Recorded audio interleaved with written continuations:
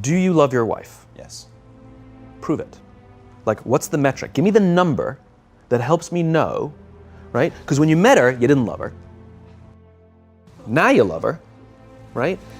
Tell me the day the love happened. It's an impossible question.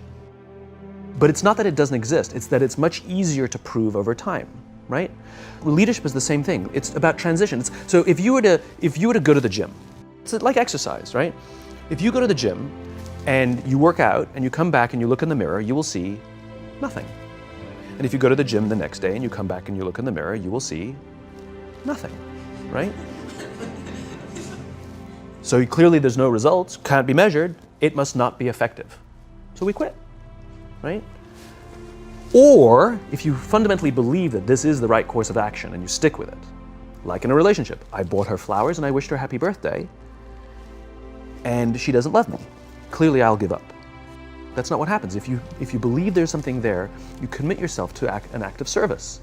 You commit yourself to the regime, the exercise. You can screw it up. You can eat chocolate cake one day, you can skip a day or two. You know, it allows for that. But if you stick with it consistently, I'm not exactly sure what day, but I know you'll start getting into shape. I know it. And the same with the relationship. It's not about the events. It's not about intensity. It's about consistency, right? You go to the dentist twice a year, your teeth will fall out. You have to brush your teeth every day for 2 minutes.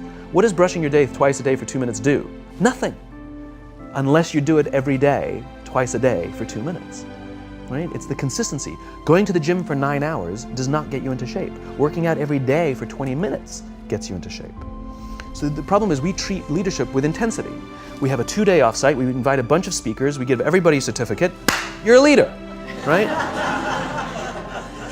Those things are like going to the dentist. They're very important. They're good for reminding us or getting us back on track, learning new lessons. But it's the daily practice of all the monotonous, little, boring things like brushing your teeth that matter the most.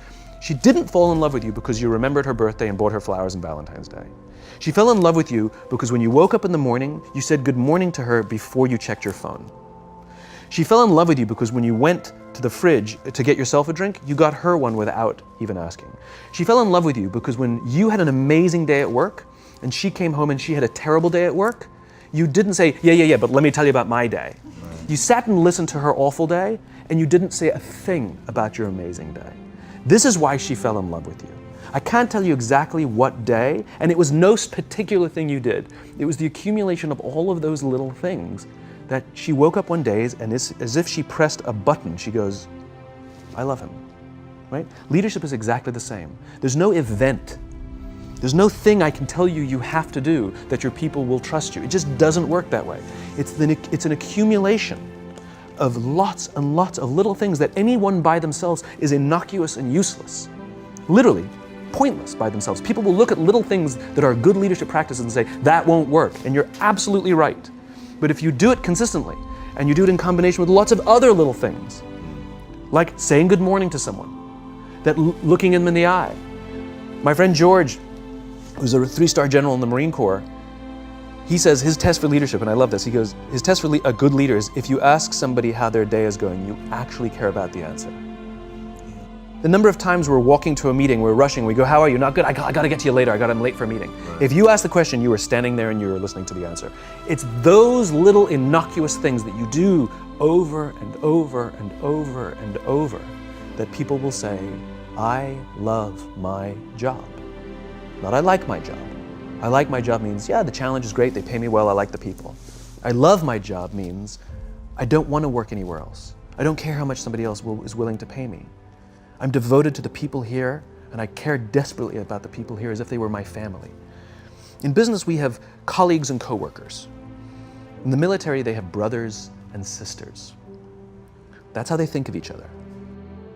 If you really have a strong corporate culture, the people will think of each other like brothers and sisters. It's like a family, right? No, brothers and sisters. Deep love. Fight, but the love doesn't go away. Bicker, the love doesn't go away. And I'll fight with my sister, but if you threaten my sister, you're gonna have to deal with me, right? We'll fight internally, we'll bicker with each other, but nobody's gonna hurt each other, and if anything from the outside shows up, you're looking at a unified front.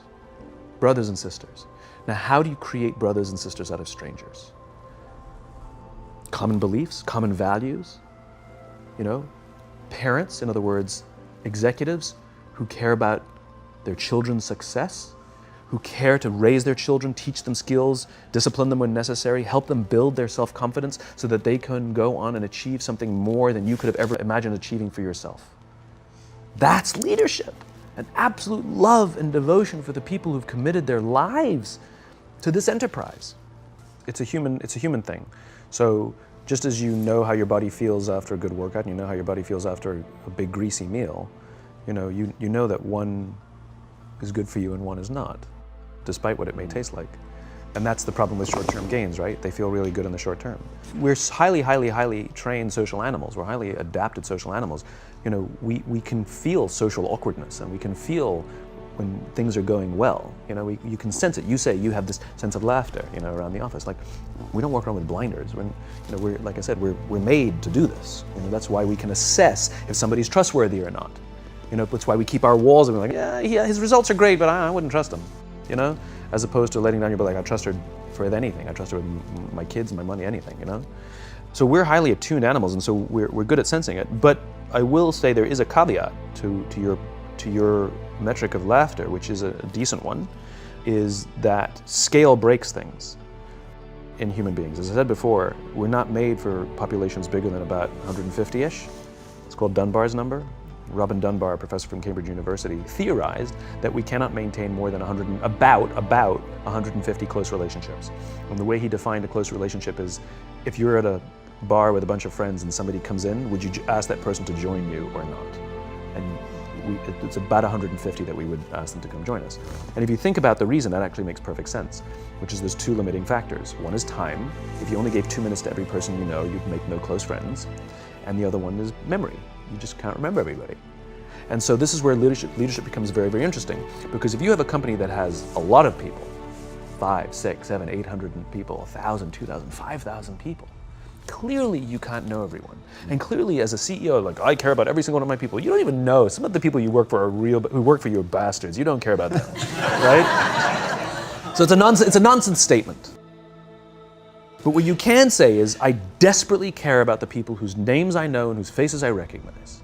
And I care desperately about my leadership, and I instill in them every day that I will give them the tools and I will take care of them with one purpose and one purpose only, that they will take care of the people in their charge. And I want those people to take care of the people and instill in them that they take care of the people in their charge. And then by the time you get down to the masses, where the actual 1,000 exist, because of the seniors it's like 20, where the real 1,000 exist, they feel about 150 of them can look to one of their direct leaders, to one of their direct managers, and say, that person cares about me. That's our boss, that's my leader. Not the leader, it's the CEO.